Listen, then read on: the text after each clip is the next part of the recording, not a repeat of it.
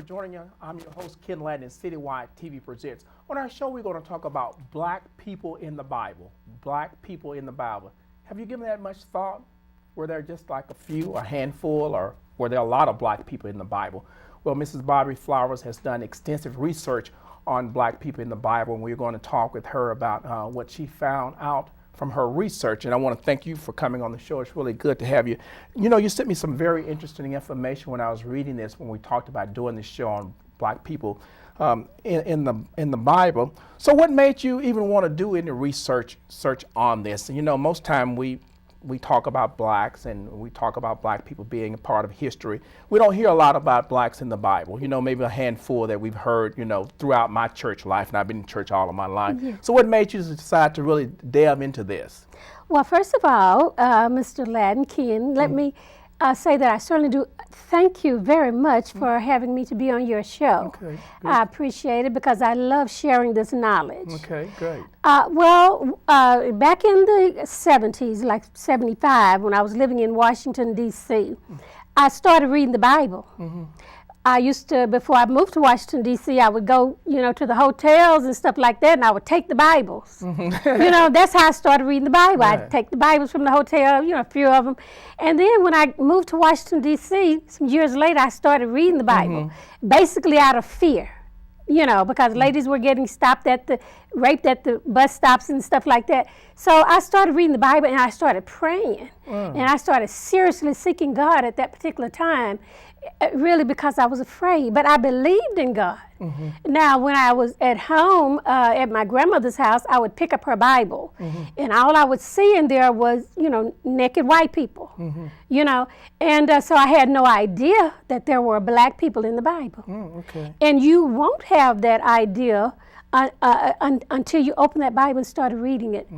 I just started reading the Bible. So let me ask you that. So as you are a believer, so did you grow up in the church and you saw the images that most of us have seen, you know, of more Caucasians in the Bible? Yes. We all have in our mind, you know, what we've seen or how we think Jesus looks from what we've seen in the Bible. You know, the beard, kind of like my beard, but no, and the hair. And so we see these pictures and we say, oh, that looks like Jesus. Or we see somebody and we say, oh, he looks like Jesus. Yeah. Because in our mind, that's what we've always seen. So yes. Growing up, you never given that a thought? I never did. Okay. And you know, the great thing about that is that black people didn't care. It didn't bother us that Jesus and God was black. We just served him because we loved him in this country. You know, I can't say that the brothers and sisters on the African continent didn't know the real identity. But we didn't know, black people in America and in the diasporas, you know, we didn't know. And so when I began to read the Bible, let's say, for example, before I moved to Washington, D.C., I guess you could say I was just drawn by God. You know, he was just drawing me to him. But there was a movie out called Jesus Christ Superstar, a musical. Right. And I just loved that that show. And I went back and looked at it over and over and over and over and over again. And so when I got to Washington, D.C., that was maybe a few months later when I moved, and I started reading the Bible. And I said, wow, just in Genesis, when you're talking about the rivers of Eden, the area, it just felt like Africa to me. I had never been to Africa, but I had seen a lot of Tarzan movies, see. And so I knew that it had to do with animals, and it had to do with rivers and a lot of greenery, you know, and that kind of thing. So it felt like Africa. It felt like Africa, you know, even though I didn't know it. And then as I progressed along and I started reading about the lives of the people, when I started reading about the Israelites, I said, wow, these people are silly. And I said, they seemed like they were black people to me, you know? I said, these people here, they kind of act like black people because they were always doing something to get in trouble. And God was always punishing them, you know what I mean? And so it wasn't until, you know, it's like it just came to me. Where is this? You know, where is that? I hadn't had no idea about the Nile. Right. You know, I had no idea about that. Right. Okay. And so, but when I came back home, and when I started, well, while I was there, I would have my pen and paper. When I studied the Bible. I didn't just read the Bible. Right. I used a dictionary. I studied it, but it still just didn't fully come to me about that they were truly black people. You begin to get an idea, you know, but you're not really sure because I didn't have the images. Well, let me ask you this for like the Israelites. Now, you're thinking they're black, which most of us are thinking that these are Jewish people, God's chosen people, and we know the Old Testament is pretty much about, you know, the Israelites and you know, from the beginning until, you know, they got, you know, to the promised land, and so that's all we heard about Israelites, and they were Jewish people. Yes. So you don't see the Israelites as being Caucasian Jewish people? No. Okay. Yeah. See, what happened is once I got back home and everything, and I was studying, and I ran across authors like J.A. Rogers.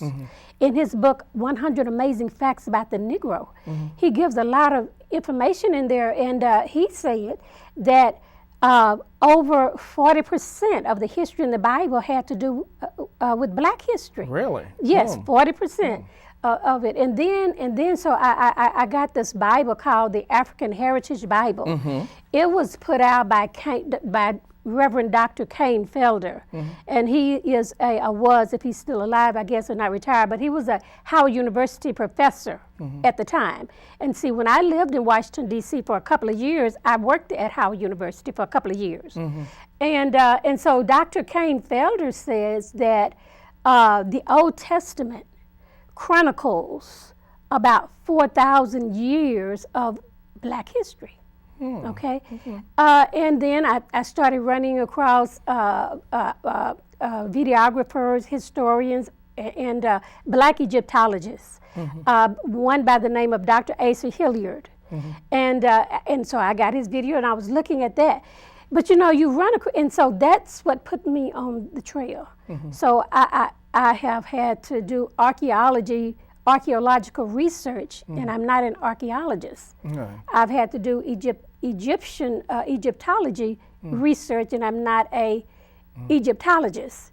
But if we want to prove the authenticity of the Bible, because you do have people now, they're trying to say that the Bible is not even real. Right, we do have and you have a lot of brothers, you know, our brothers, and some of our sisters who have left the Bible. And some people have actually started throwing their Bibles in the trash. Right. So let me ask you this, Mrs. Flowers. So, you know, we know the book starts off with Genesis, and we always know the first 5 books, the Pentateuch, you know, all of that. You know, I've been in Sunday school and church all my life.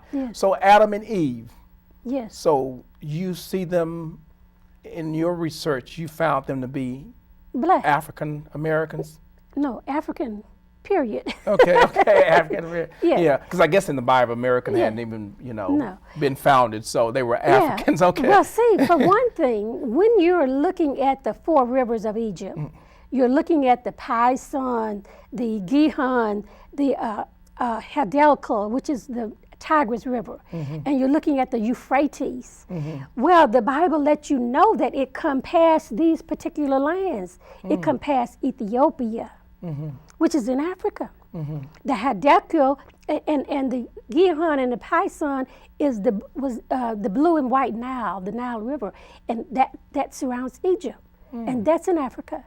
And so the Tigris and the Euphrates, they're in places that people are calling the Middle East, you know, or some people refer to it as Afro-Asia, or some people just call it Asia. But there are a lot of brothers who have made themselves Egyptologists, and they have put out a lot of this, you know, information. And so, I mean, I might disagree with them on some things because, you know, so I might disagree with them on some things, but the bulk of the knowledge, a lot of their knowledge, I do embrace. So when I saw that those rivers were in Egypt, I said, wow, you know, Havilah, and Havilah was a son of Ham, see.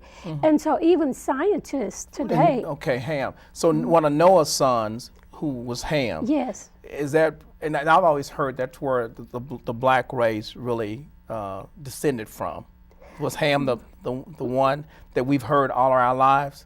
Whether you believe it or not, is that where we heard that the black race? That's what we've always heard. Okay, because Noah had 3 sons. Shem, Ham, and Japheth. And Japheth. And Ham is where Africa, black people came from. Okay, but you don't agree with that totally. Pretty much. Okay. Now, see,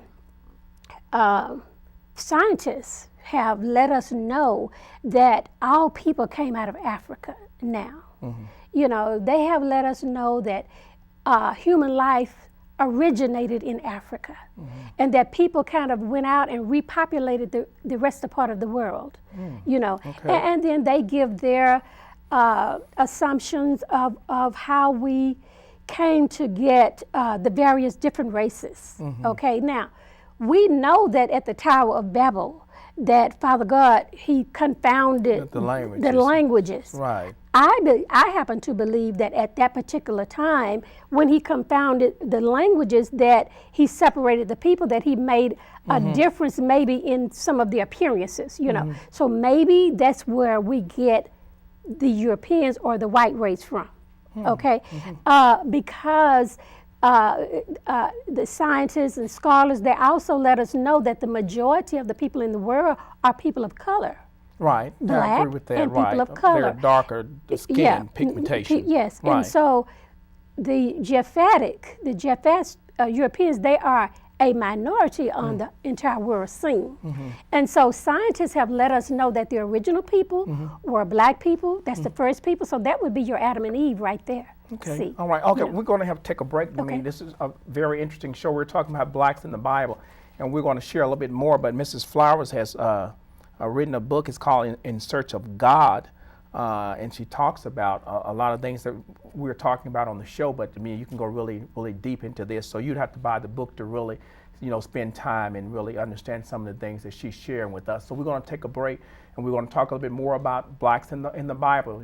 You know, according to Mrs. Flowers, you probably had no idea that there were so many blacks in the Bible. So we'll talk a little bit more about that after the break. Stay with us.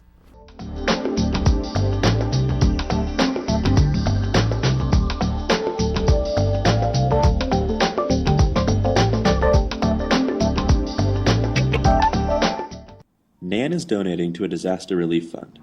Little does she know that donating her old high heels, grandson's teddy bear, and even bottled water and canned food can sometimes do more harm than good. Material donations are less effective, cost more, and take longer to arrive than monetary donations. Don't donate your stash. Donate cash.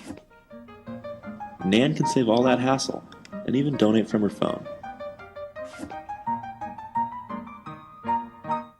For I was hungry, you gave me food. I was thirsty, you gave me drink. A stranger, and you welcomed me. Naked, and you clothed me. Sister Margaret founded Christian Service Hospitality House in 1970 to serve those in need. The core mission of feeding the hungry has not changed, but there is a need to address the greater number of people who are not only hungry, but homeless. Christian Service has partnered with Hope for the Homeless to serve an even greater number of people. Give hope. Visit ChristianServiceLA.org.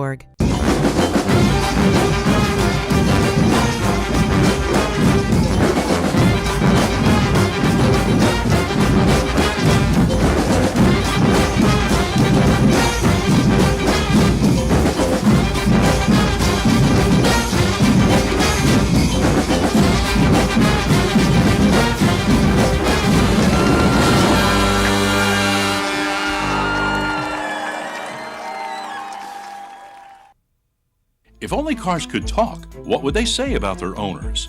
So, I guess the love affair is over? What do you mean? Well, he must be looking to get rid of you if he left you unlocked with the keys in the ignition. He still cares. He's just thoughtless sometimes. Leaving the keys in an unlocked beauty like you, that's an open invitation. Oh! Who's this guy? Keep your hands to yourself, fella. It was nice talking to you. The easiest way to have your car stolen today? Leave it unlocked with the keys inside. A public service message from the National Insurance Crime Bureau.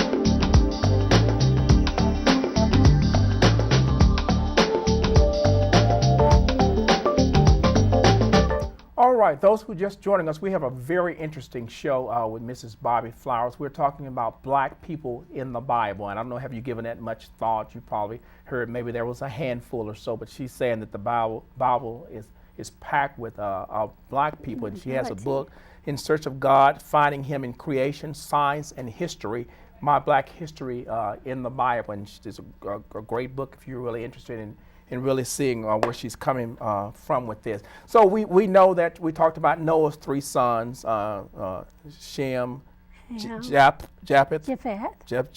and Ham, And Ham, yes. which, black people supposedly had, have come from Ham. Yes. Okay. And you were making some comments on that before we went to the break. Yes. Now, if your first people were black, okay, and then scientists let you know today that the majority of the people on the earth are people of color and are black people, and so we see that Japheth was low in number. I mean, yes, Japheth, the Caucasians were low in number, and so when you study history, and when you look at the images, and the images, I've sent you some images, Right.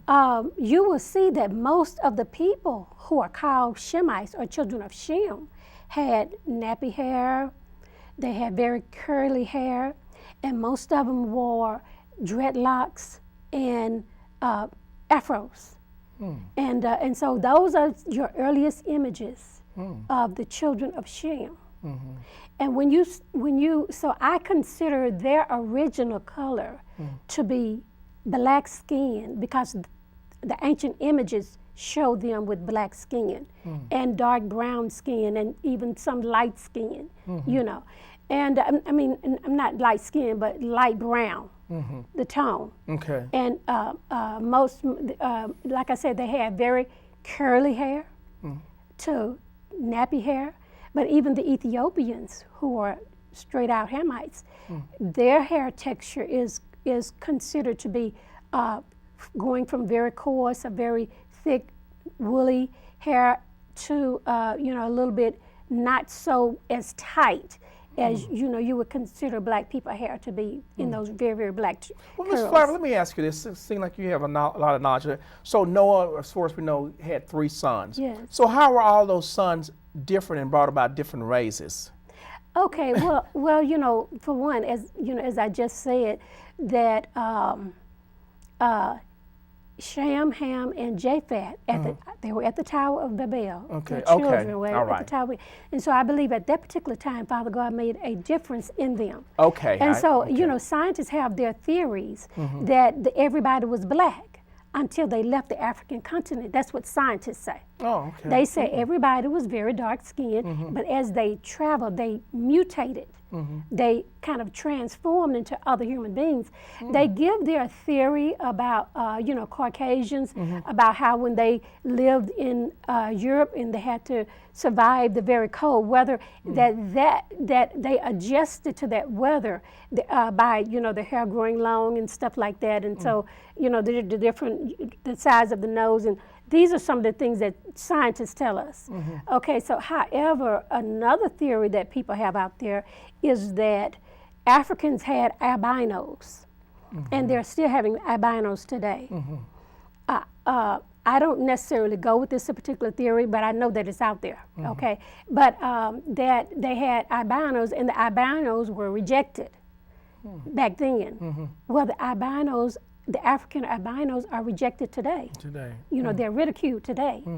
And so they would not have been able to be light skinned or white skinned in Egypt, nor in Israel, because they would have been cast out, so to speak. They would have been put outside the camp.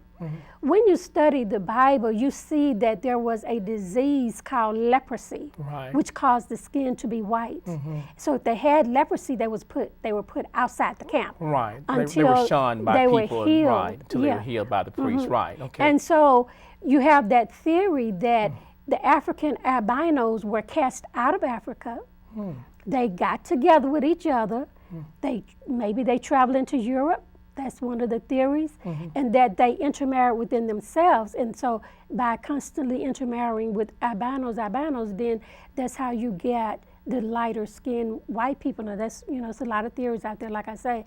But I just believe that it happened at the Tower of Babel. Okay. All right. So we say you believe that Genesis is the first book. It's not long in Genesis before you get to Noah. Before that's the first dispensation. Yes. Right. Of that. So that's all in the book of Genesis. So it wasn't long before Adam and Eve, messed up. Yes. And that, Noah came, and we know the story of Noah and everything that happened. So you believe that was the first book of the Bible, Genesis, that Adam and Eve were the first people. Exactly. Okay, but you do believe that they were dark-skinned people. They were black people. Yeah.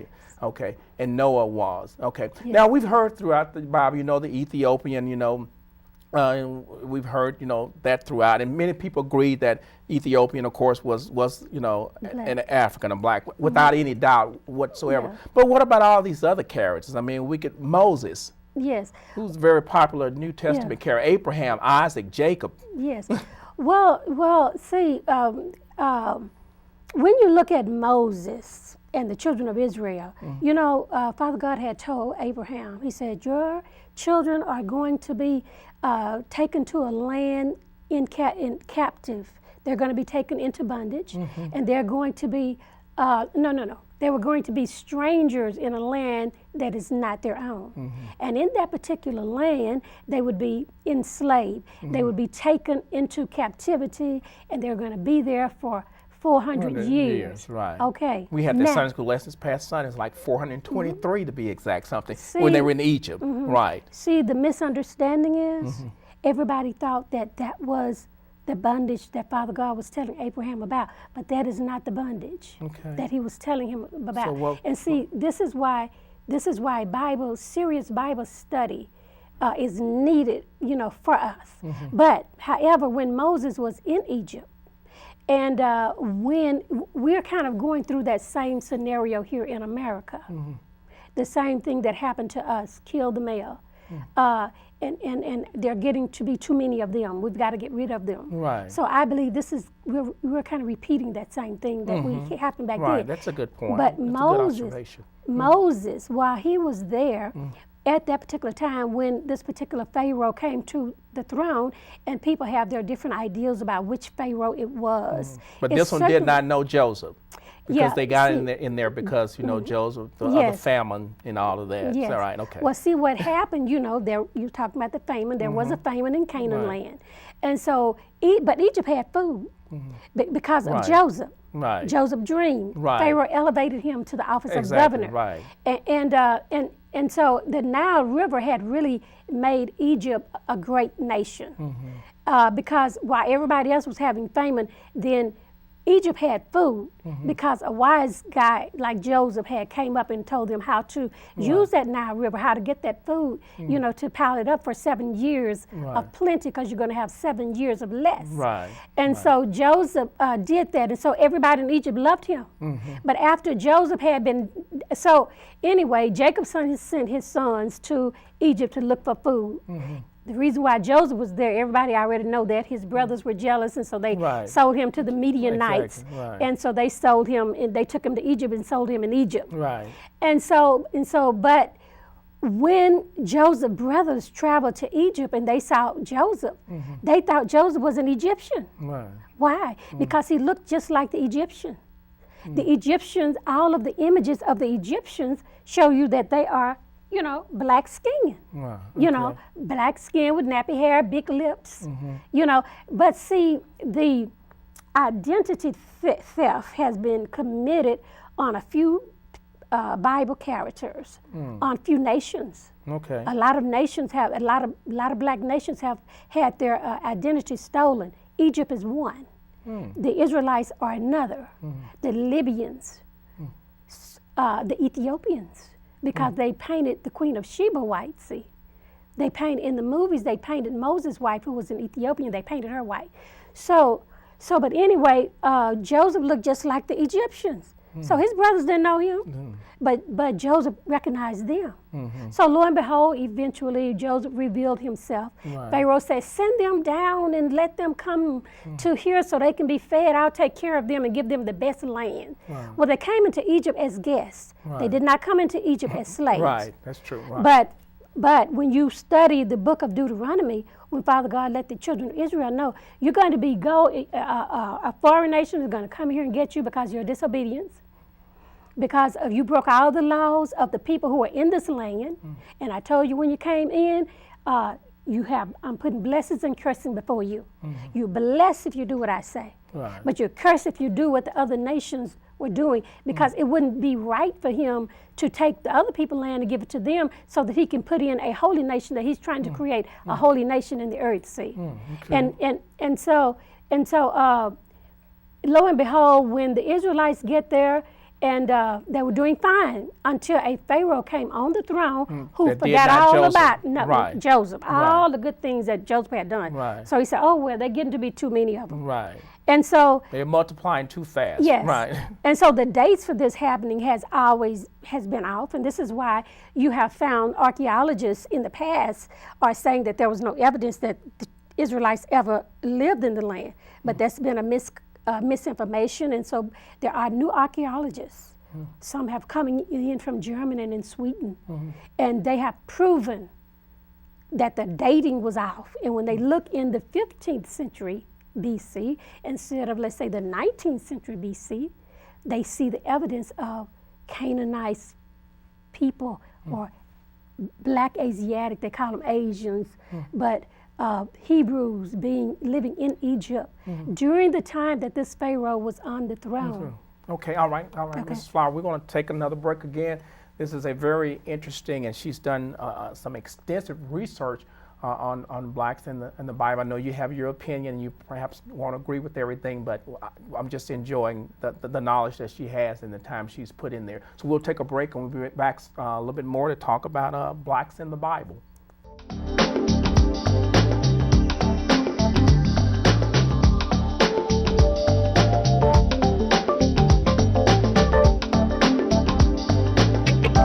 My grandfather served in World War II.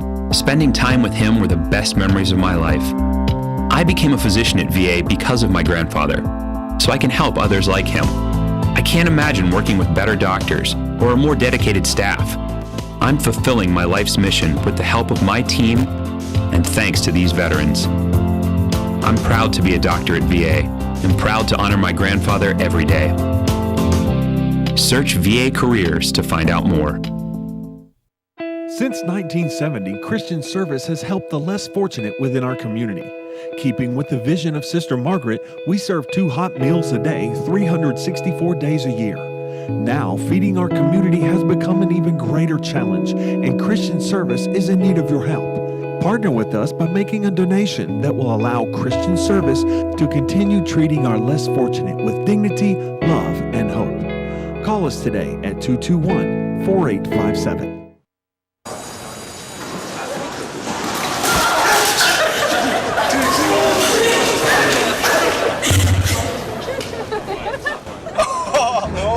That's low. Look, he's blushing. Seriously.